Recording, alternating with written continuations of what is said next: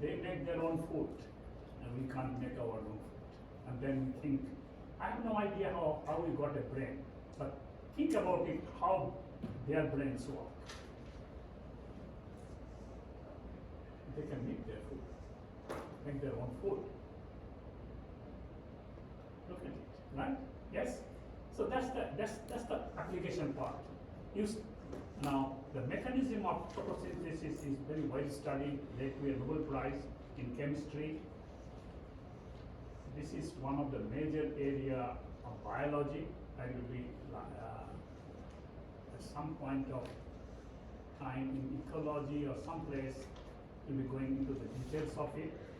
But basically, the Nobel Prize was given in chemistry for this, understanding the mechanism of photosynthesis. Okay?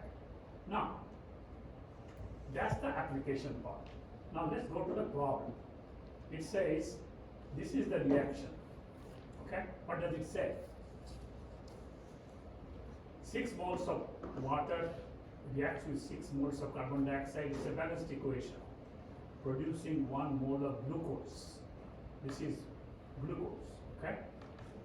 The very basic form of sugar. Glucose is the one sports people take during as energy drink because it can be used immediately by the blood cells. Cane sugar, which is also sugar, is a form of glucose, but it's double molecules of glucose.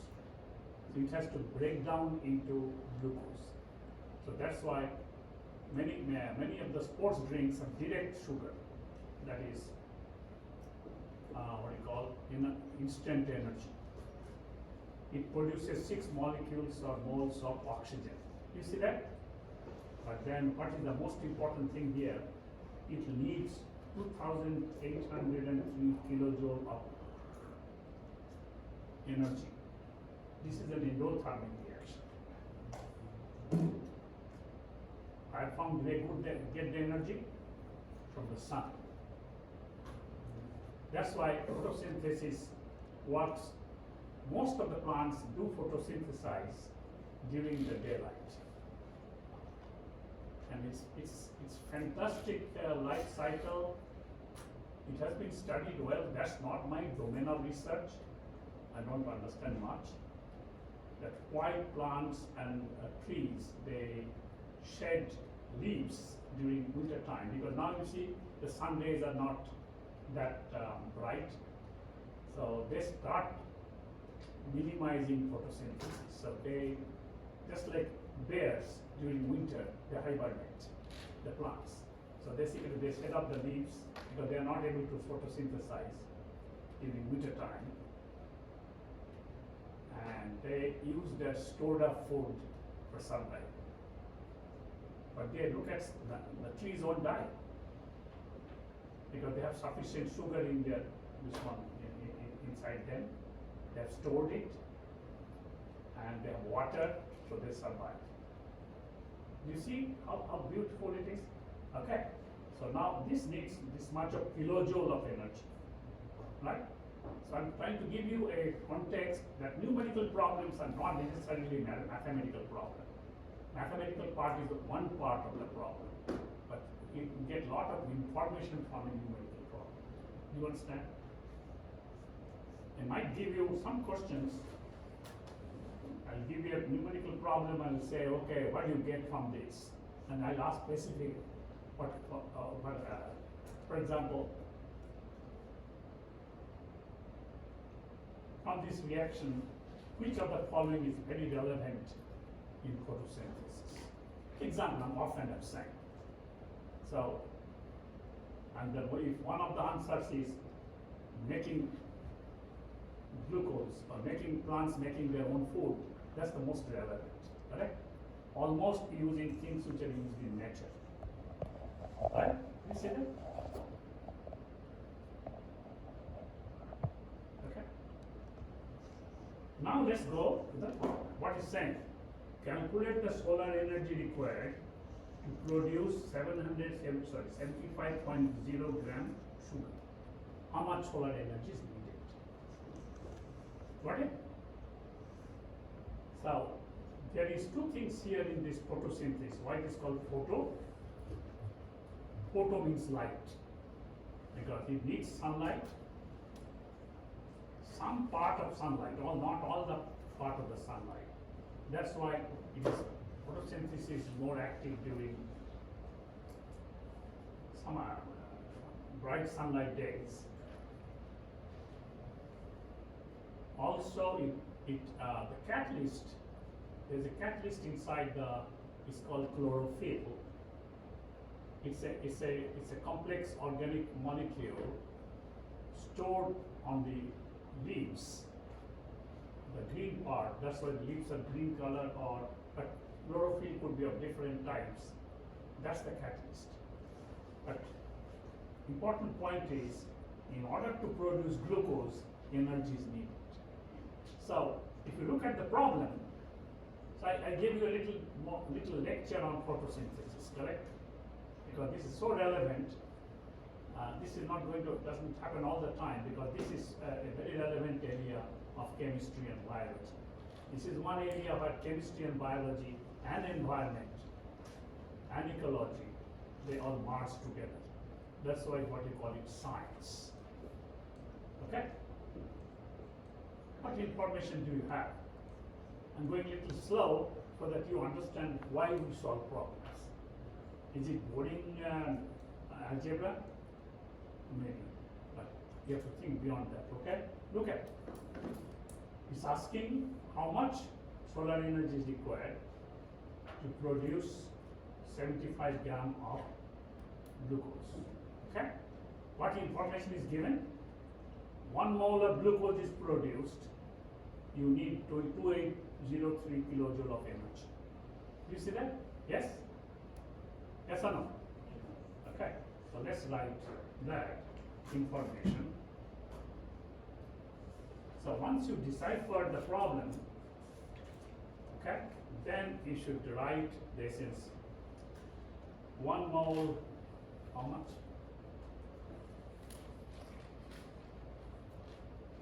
2803 kilojoule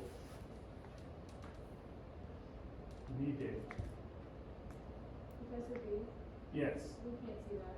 good. Because if you cannot see, that means you can think. Okay? And if you can think, that you should feel very happy. Why? Because now you have an idea. Maybe, I'm not sure, you have a brain.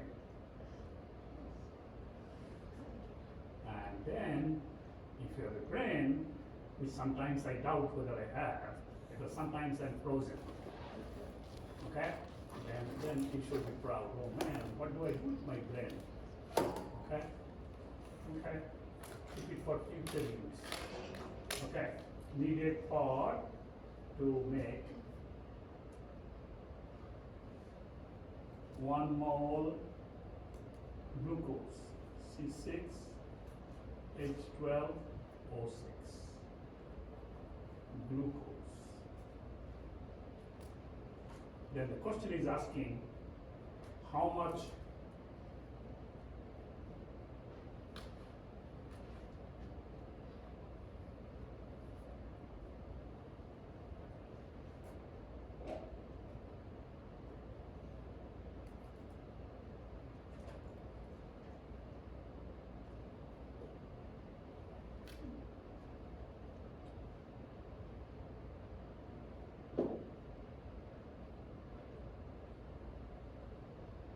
okay?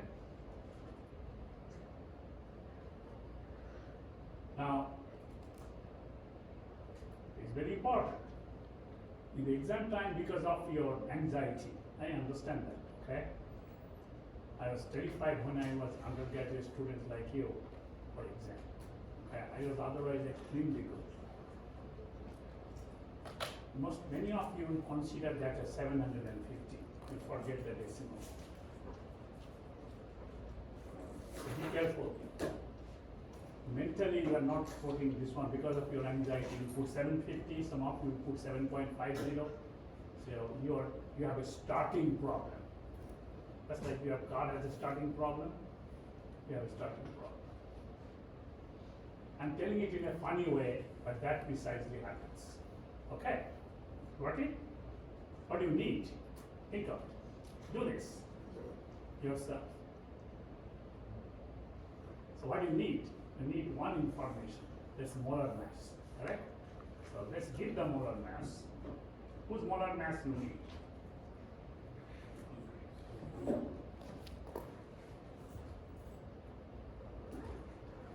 You can calculate the molar mass, but I'm giving you, I'm a genius. I remember molar masses of so many, and there's nothing.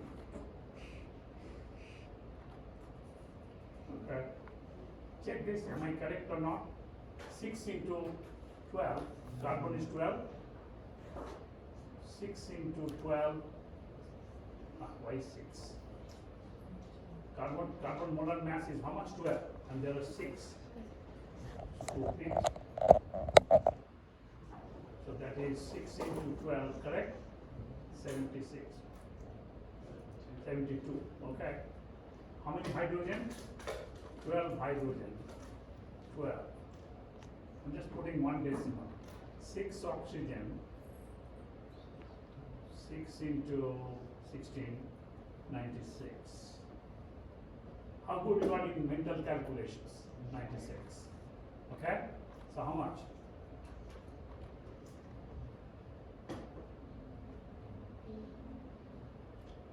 Okay? Told you I'm a genius. That is simple. You don't have to do that. Okay, got it? All of you? I'm visiting with you a method. What the question is asking? How much energy is needed, correct? So that will be my final answer. So I need energy, right? The unit is kilojoule. Okay? What is given? 1 mole, this much. So tell me if I need the energy, which one I should put on the top? This much, correct? This one. You see that? Are you following my point? Because I have to get energy. Whatever you have to get, that should be in the top. So I write 2800 kilojoule for 1 mole of glucose. Make sense? 1 mole of glucose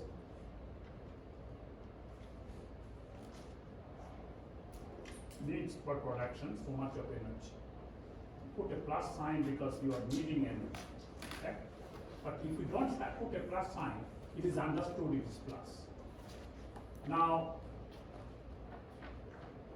how much, what is given to make 75 grams of mass? Do you see that? So what do you need? I need convert into mass. We know 1 mole of glucose, 180 gram glucose. Make sense? I'm not writing that language glucose, okay? You see that conversion? Gram, so now mole cancels. So I got kilojoule, I got gram. How many grams it is asking in the question?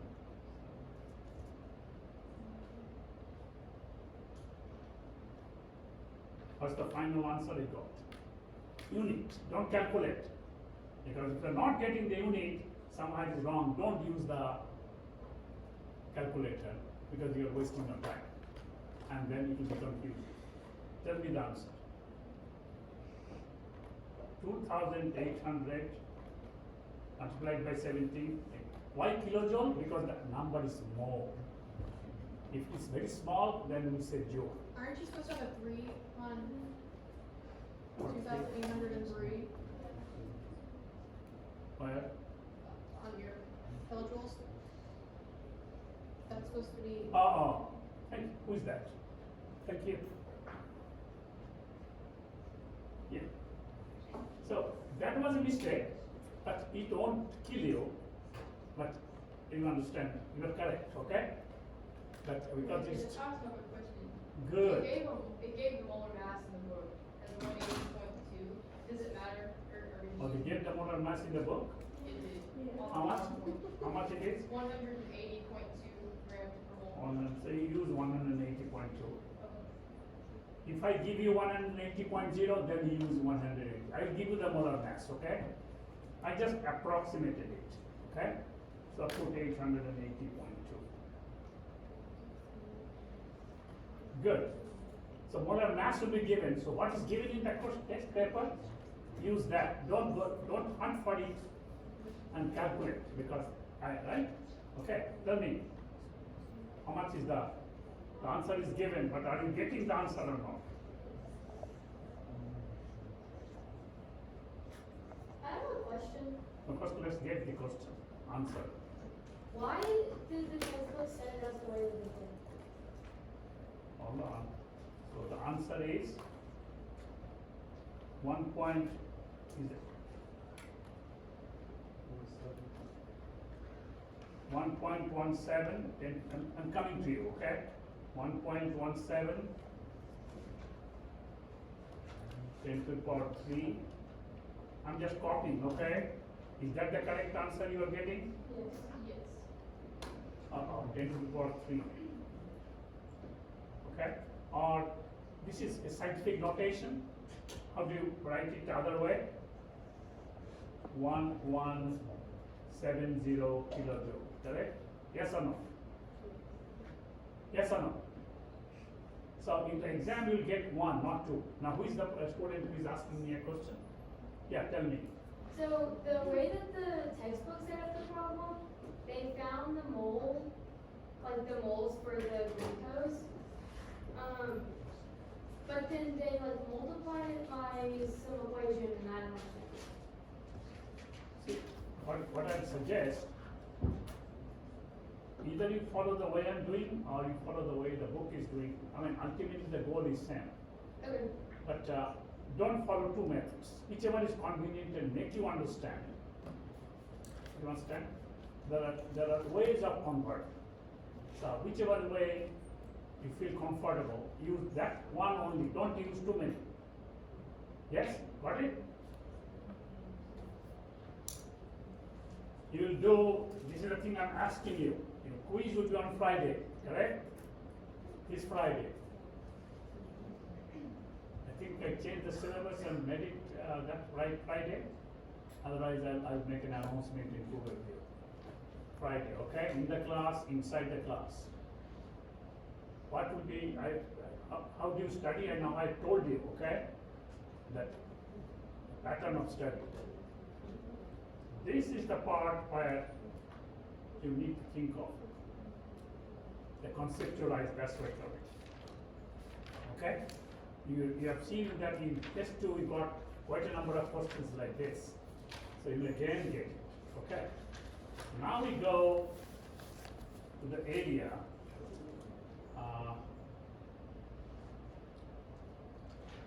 which is 5.4.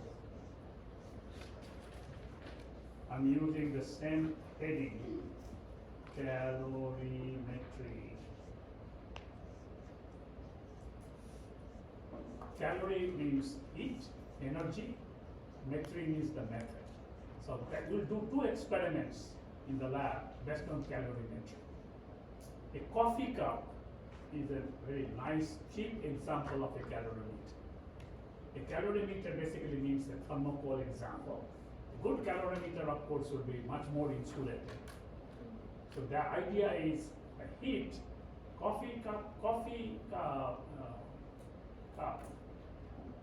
thermocol cups are a very average, cheap, because you'll see the outer part becomes hot, and slowly, coffee, tea, or whatever, milk, so they become colder, okay? But a good calorimeter, like a good thermos flask, I have one, you get the same boiling water after 12 hours. So I use that a lot, 12 hours, because I need tea if I'm driving. So I have to make tea on the, okay? So I open a shop on the roadside and start selling tea. Make some money and then go. Okay?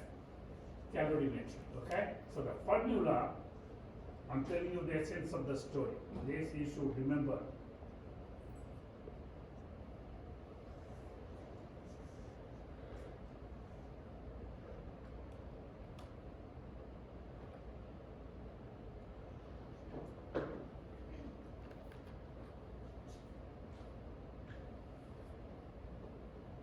Did you move the rainbow? Yes.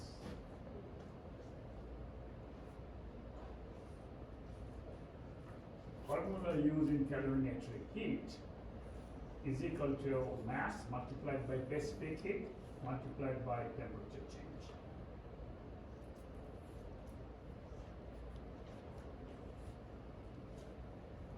Now, I'm writing the unit and then I'll explain what is meant by specific heat. Okay? Mass, the unit is gram, multiplied by specific heat unit is gram per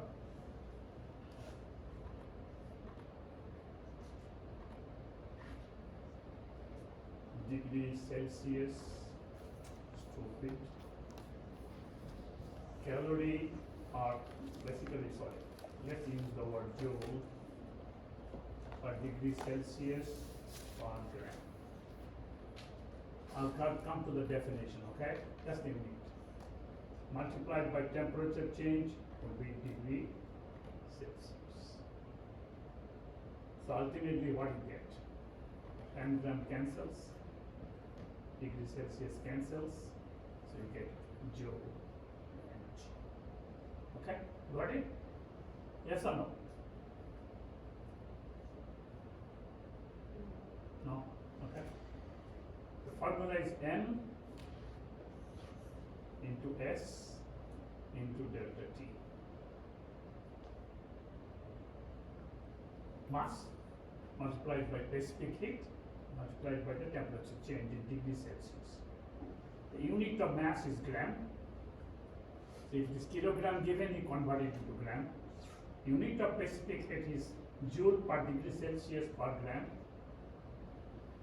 Temperature change is degree Celsius. So, okay. Now I want you, so this is the formula, okay? Now I want you to, let me explain to you what is meant by specific heat. Okay?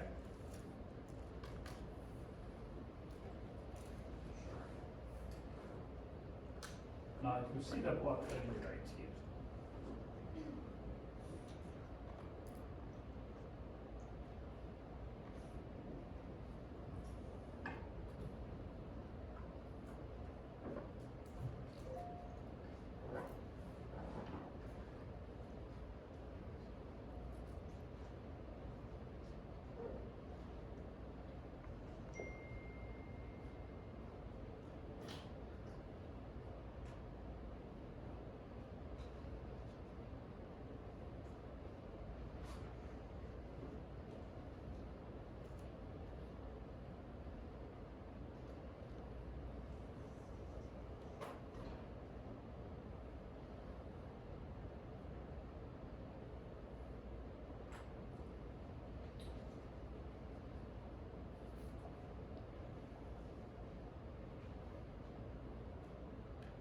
The amount of heat needed to raise the temperature, bad English, by 1 degree Celsius and of mass 1 gram. I should have written gram first. That means if I have, understand this, and stick to the concept. If I take 1 gram of a material, okay? Got it? And I want to raise the temperature by 1 degree Celsius. Whatever is the amount of energy needed, heat needed, that's the specific heat. That is energy needed to raise the temperature. So normally in chemistry, we are using the SI definition, unit, that is joule. In biological system and food science, exercise science, they use calorie. We'll use a formula to have calorie and joule conversion. Okay? So did you get it? I take one gram of the material. I want to raise the temperature by 1 degree Celsius, how much heat is needed? Got it? Now different substances have different specific heat. So I want you to look at this table and tell me how you get.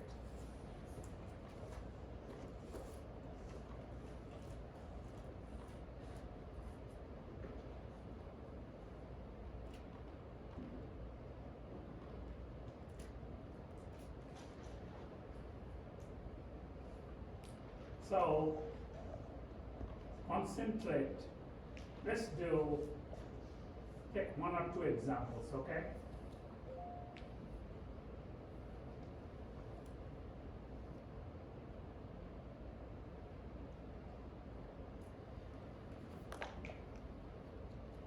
Okay.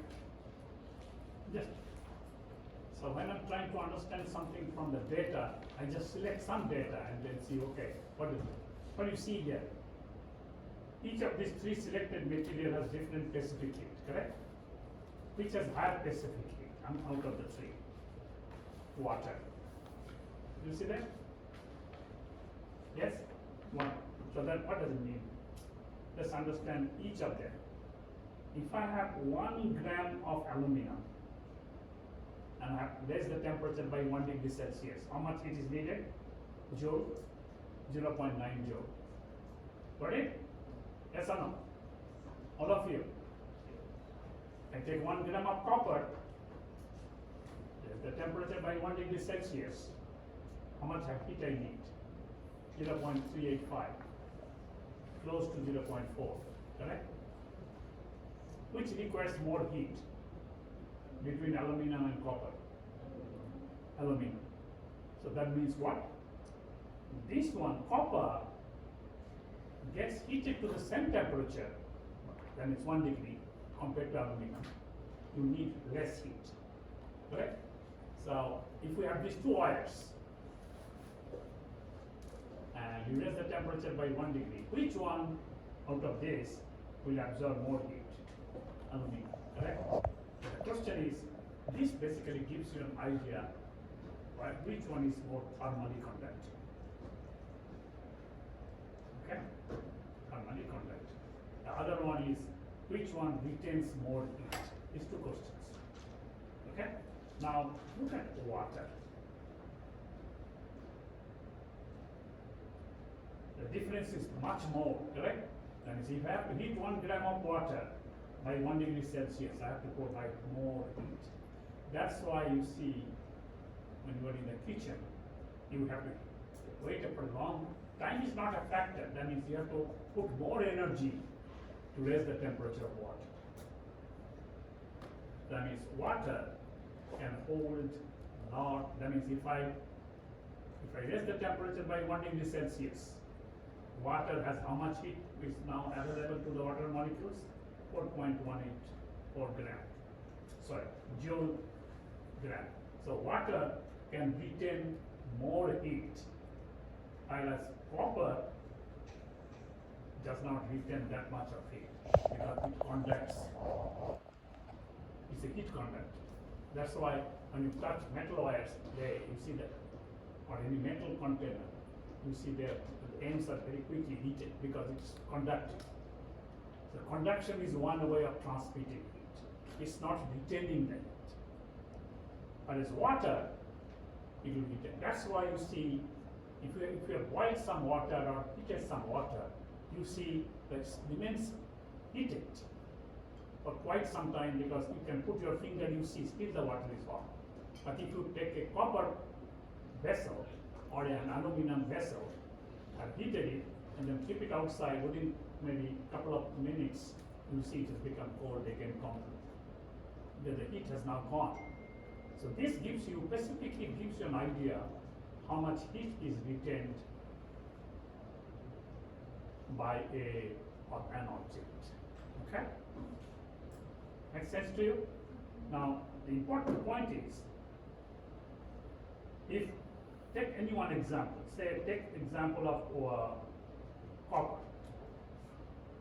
Okay? For raising the temperature by 1 degree Celsius, how much heat you need? 0.385 joule. Okay? Yes or no? Are you getting what I'm talking? If I have to raise the temperature by 10 degrees Celsius, how much heat do I need to provide? Multiplied by 10. So the heat is just like in algebra, is an arithmetical quantity. If I have to raise the temperature by 1 degree Celsius, I need. So, tell me, very simple problem.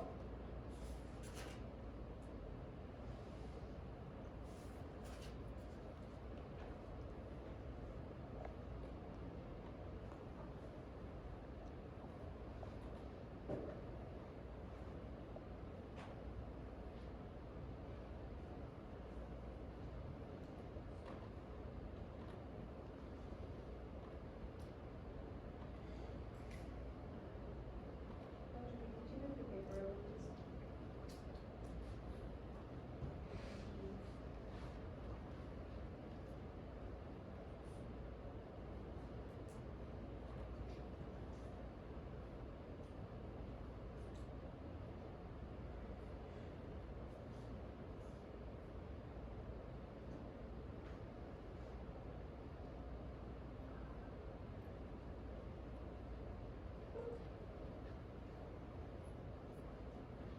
So what I do? 0.385 joule is needed for 1 gram, and the temperature is 1 degree Celsius. Right? Now I'm raising the temperature by 10 degrees Celsius. You can do it orally.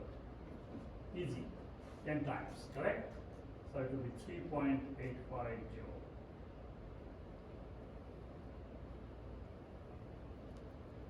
Okay, got it? Now let me trick you.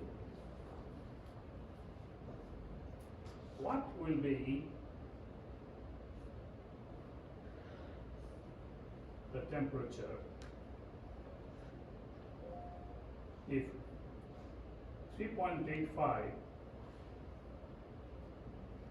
joule is provided to 1 gram bulk?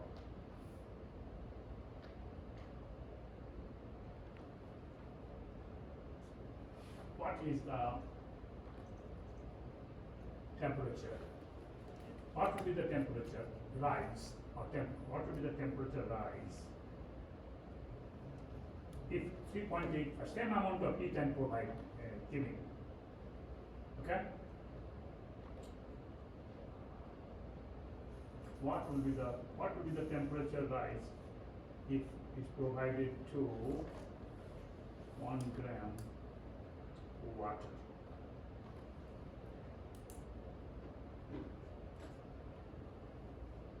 Okay, so that is how much heat I provide to for raising the temperature of 1 gram of copper by 10 degrees Celsius? 3.85, correct? Yes or no? Hello. If I provide to water 3.85 joule, how much heat will be? Becoming a little clumsy, but it's on the same page.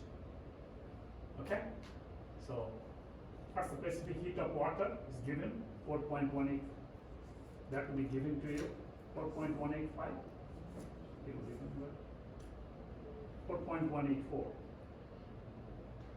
What will be the rising temperature? That means temperature is in the top. So we know 1 degree Celsius, you want to temperature rise. How much is needed for 1 gram of water? We need 4.184 joule, correct? Yes or no? 4.184 joule is needed to raise the temperature of water by 1 degree Celsius. How much heat is provided? 3.85 degrees Celsius. So what's the temperature change? It's a little less than 1 degree Celsius, correct? Calculate quickly and tell me. 0.92 degrees Celsius. I'm just saying approximately 0.9. Look at this through an example. What do you get? Can you tell me? I provided the same amount of heat. How much? 3.85 joule how much will the temperature rise for copper? And I have taken the same, I have taken 1 gram copper, 1 gram water. I'm providing 3.85 joule of heat to 1 gram of copper. How much will the temperature rise? 10 degree. Got it? Temperature rise was 10 degree. For the same gram of water, 1 gram, I'm providing the same amount of heat, 3.85. How much was the temperature rise? 0.9. Right? That means originally it was 1 degree, so now it will be 1.9. Final temperature will be what? This is the change, correct? Okay? Got it? So look at it. The rising temperature of copper is almost 10 times. Because you understand that or not? The rising temperature, this 0.9 is approximately 1 degree, I'm saying. And with the same heat, it rose the temperature of copper by much more. So that's why copper is so much thermal conductor. So if the specific heat is less, then when the same amount of heat is provided, the rising temperature will be much higher. Make sense? Think about this, and the